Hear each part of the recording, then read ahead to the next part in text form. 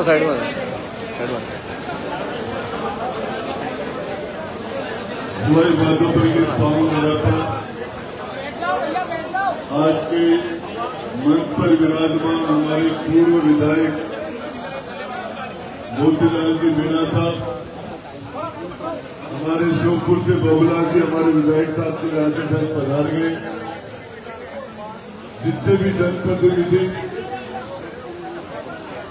मेरे पिता तुल्य बुजुर्गों, नौजवान साथियों, मां जगदम्बा के समान माता और बहनों, बोलने से महंगे हमारे प्यारे बच्चों,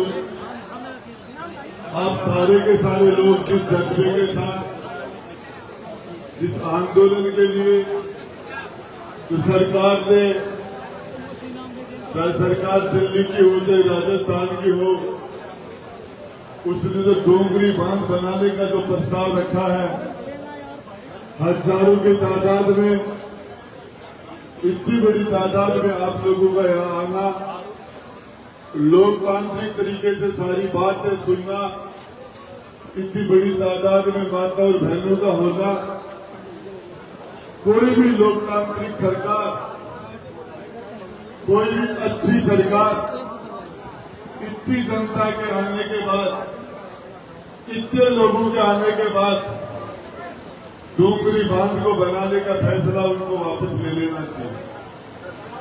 और मेरी समझ से मैं सरकार में 2 बार मंत्री रहा, सरकार का काम करने का तरीका जानता हूं। यदि उनमें थोड़ी बहुत भी समझदारी है तो उनको इस फैसले से पीछे हट जाना चाहिए। जहां पर 76 गांवों का मामला हो, अकेला किसान नहीं, मजदूर है, चाहे पूरे परिवार, हमारी पहचान हमारे गांव से होती है। जब हमारे गांव नहीं रहेंगे तो हमारी पहचान क्या होगी? हमारी आइडेंटिटी हमारा गांव है, तो गांव का एक ताना बाना है, उसको हम नहीं छोड़ सकते। मेरे पूर्व वक्ताओं ने जो कहा, सरकार को जो पानी की योजनाएं करनी है, तो राजस्थान नहर थी जो बाद में इंदिरा नहर बनी, ऐसी कोई नहर लाके इनको जनता का समाधान पानी का करना चाहिए। मैं आप सब लोगों को विश्वास दिलाना चाह रहा हूं, आपके सारे जनप्रतिनिधि, चाहे आप मंत्री हो, विधायक हो, वो लोग भी आपका विरोध देख के, आपकी नाराजगी देख के अपने फैसले पर दोबारा विचार करेंगे।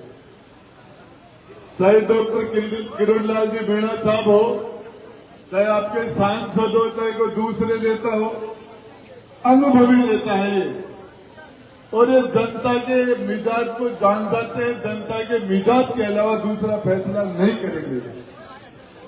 और ऐसा फैसला जो आपने इतनी बड़ी तादाद में, हजारों की तादाद में आके आपने ये उनको मैसेज दे दिया कि ये फैसला मत करो। मैं जहां तक समझता हूं, जो राज की रीति नीति समझता हूं, और उसके समझ के आधार पर आपको बता रहा हूं कि ये डोंगरी बांध नहीं बनेगा, जिसके लिए हजारों लाखों लोग मरने के लिए, कटने के लिए तैयार हो, तो भावनात्मक रूप से जिस तरीके से जुड़े हो, वो ये जनता मां बाप है। चाहे प्रधानमंत्री हो, चाहे मुख्यमंत्री हो, मंत्री हो, एमएलए, एमपी, सबको पैदा करने वाले आप हो। सरकारें आपसे बनती हैं, सरकारों को बनाने वाले आप लोग हो। ये पार्टियां आपसे हैं, आप सरकार से नहीं हो। आते हैं लोग, चले जाते हैं, सबका फैसला करने वाले लोग आप हो। और ये नेता समझते हैं, और उसके बावजूद भी जब नाश मनुष्य का आता है तो पहले विवेक हर लेता है।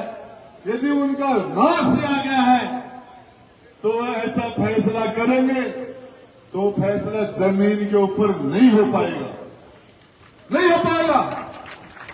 मैं दावे के साथ कह रहा हूं, इसके अंदर इतनी बड़ी तादाद के अंदर, इतने जज्बे के साथ लोग आने के बाद ये नहीं होता।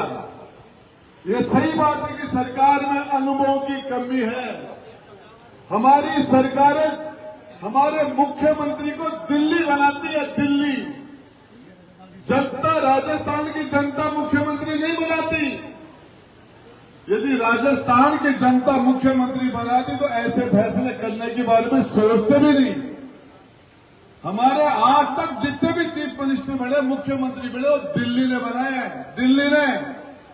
और यहाँ के नेता दिल्ली की तरफ देखते, जनता की तरफ नहीं देखते।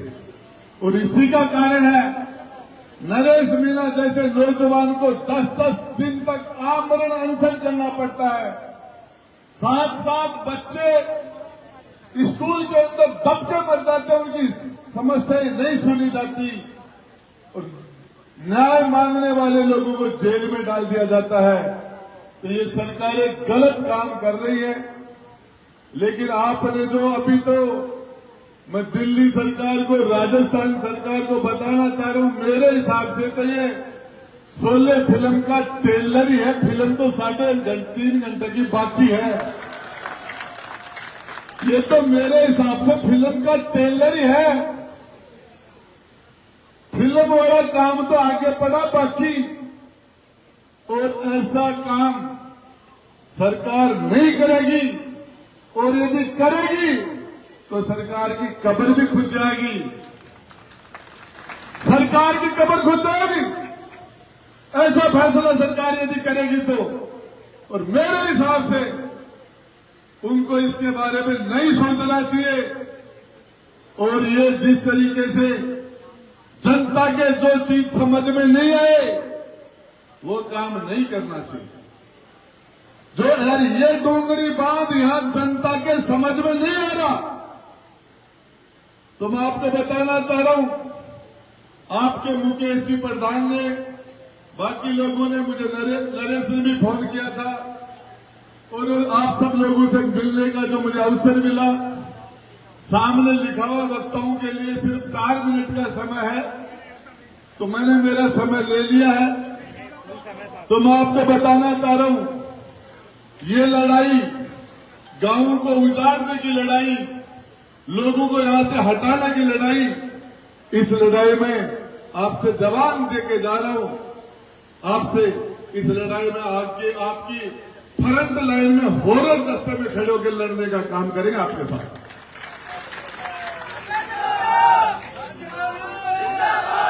और इसके लिए मुझे नहीं लगता कि सरकार ने शायद आपको देखने के बाद ये फैसला पलट दिया है और यहाँ के कलेक्टर और एसपी को गलत रिपोर्ट देते हैं कि 5,000 2,000 लोग बताएंगे 5,000। अरे प्रशासनिक अधिकारी कलेक्टर साहब होंगे, एसडीएम होंगे, एसपी होंगे, ये देख लेना और सही रिपोर्ट मुख्यमंत्री जी को दे देना। अरे दही के भरोसा खीर में हाथ मत देती, जो हाथ बढ़ जाएगो।